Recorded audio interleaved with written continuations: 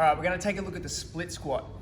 I find it super helpful when you're first starting to elevate your front foot. So I'm gonna put my front foot up on this box and I'm gonna walk my back foot roughly a meter back. You can change this position depending on how far your knee can go forward.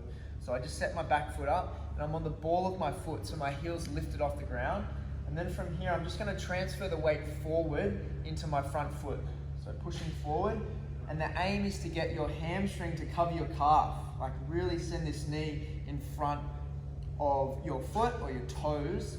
You might be limited with the range of the ankle, so maybe it only goes to here, but actually this movement is gonna increase that range. So just keep going and that'll start to increase. Also looking at the back leg, you wanna try to keep the back leg nice and straight. So pushing the heel backwards so you get a good stretch with that hip flexor. So I'll show you a couple of reps. We go here, it's pretty challenging on the balance as well. So we go from here, we go forward, push, all the way forward, keep that back leg nice and straight, loading up this quad, and then driving out of that bottom position. A couple more reps. Cool, once you get it there, you can start to work it down to a lower level, something like this.